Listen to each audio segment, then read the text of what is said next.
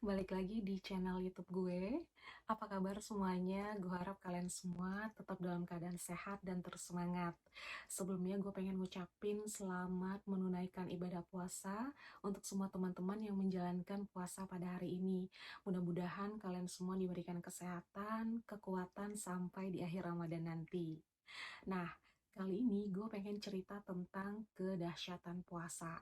Dan gue juga akan ngasih beberapa tips supaya kalian bisa tetap menjalankan puasa dengan rasa nyaman, kemudian dengan penuh kekuatan, dan pastinya dengan penuh semangat.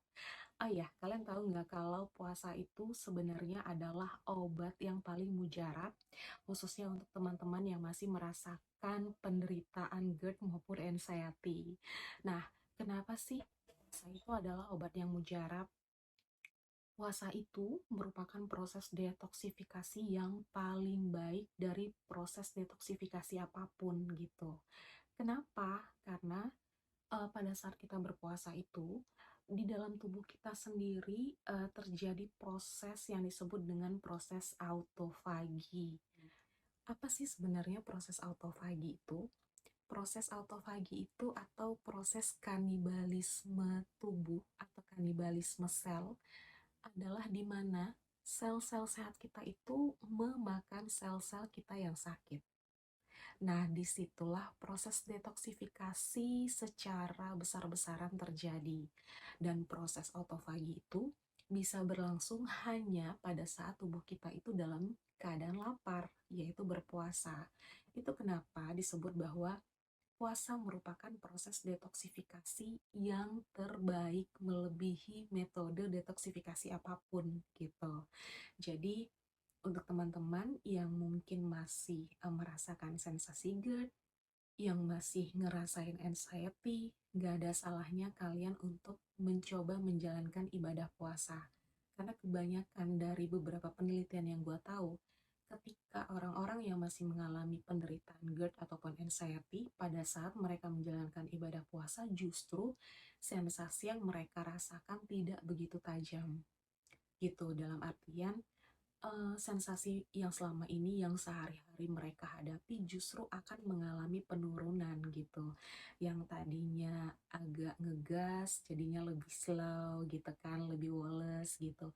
Karena ya itu, karena tubuh kita memang dilatih untuk uh, dicoba diistirahatkan pada saat kita berpuasa. Karena selama ini kan dalam waktu 11 bulan ini kita terus-terusan memakai segala organ-organ kita untuk apa namanya, untuk makan, untuk minum, kemudian segalanya kita makan dan segalanya pun kita minum gitu. Jadi dalam waktu sebulan ini kita dilatih untuk lebih bersabar, untuk bisa melaparkan diri, untuk bisa mengistirahatkan semua organ kita. Dan proses detoksifikasi pun terjadi pada saat itu. Jadi ketika kita berpuasa, sebenarnya seluruh sel-sel kita yang rusak itu pasti akan berganti. Ditambah lagi, kita juga harus mempersiapkan diri dalam artian supaya proses detoksifikasi ini berlangsung dengan baik, kita juga harus mensuplai diri kita dengan makanan-makanan yang sehat, yaitu pada saat kita sahur maupun pada saat kita berbuka puasa. Nah, saran gue sih, ketika teman-teman masih merasakan sensasi GERD maupun anxiety, kalian harus banget melaksanakan ibadah puasa dan kalian boleh banget untuk menjalankan puasa selama kalian tidak mengalami kondisi seperti muntah darah ataupun kalian BAB-nya berdarah. Di luar dari kondisi itu, kalian wajib banget sih untuk menjalankan ibadah puasa ini. Karena apa? Karena ini adalah obatnya. Karena puasa ini sebegitu dahsyatnya ketika kalian benar-benar mau menjalankannya. Tapi ya itu, kalian harus benar-benar mempersiapkan diri kalian gitu. Mulai dari buka puasa sampai sahur. Nah, ketika buka puasa, yang kalian harus lakukan adalah, dan yang kalian tidak boleh tinggalkan adalah, wajib banget untuk mengkonsumsi minuman yang hangat gitu ya. Dan kalau bisa minuman hangatnya mungkin boleh sih kalau misalnya kalian ingin mengkonsumsi minuman yang hangat lagi manis. Tapi saran gue sih jangan pernah, kalau bisa usahakan untuk ngurangin konsumsi seperti teh gitu ya, atau atau minuman-minuman yang sifatnya dairy gitu atau seperti susu, jangan. Gue sendiri sih pada saat gue berbuka puasa, gue prefer untuk minum air madu hangat karena air hangat itu sifatnya dapat mengaktifkan enzim-enzim pencernaan kita terlebih dahulu, khususnya pada saat kita mulai berbuka puasa. Jadi perut kalian gak akan kaget. Dan kenapa harus madu? Karena selain pengen dapetin sunnahnya berbuka dengan yang manis, madu juga merupakan sumber nutrisi, sumber vitamin dan mineral yang kita nggak perlu raguin lagi gitu manfaat madu tersebut gitu. Nah, setelah berbuka puasa dengan minuman yang hangat, biasanya gue akan melanjutkan dengan buah-buahan yang sifatnya manis serta berair gitu. Kayak misalnya korma, kemudian boleh pepaya atau buah-buah lain yang memang nyaman buat elu gitu. Dan pada saat makan berat, sebaiknya elu juga harus menakar porsi makan lu gitu, tidak seperti biasanya. Karena kan pada saat kita berpuasa itu biasanya kapasitas perut kita akan jauh lebih sedikit sih dibandingkan pada saat kita tidak berpuasa. Jadi supaya menghindari rasa kaget di perut lo, ada baiknya lo juga mengkonsumsi makanan berat yang porsinya dicoba dulu dengan porsi yang sedikit gitu. Nah, pada saat lo makan makan makanan berat, lo juga harus mengatur pola makan lo gitu. Kalau bisa lo harus memperbanyak sayuran, boleh diselingin dengan sayuran mentah gitu.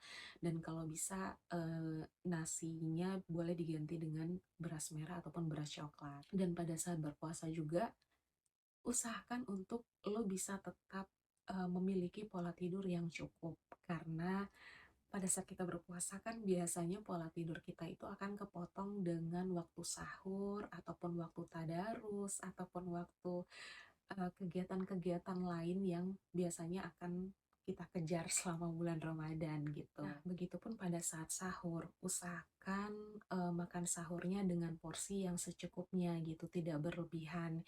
Yang penting pada saat lo sahur, lo tetap harus mengkonsumsi minuman yang sifatnya hangat.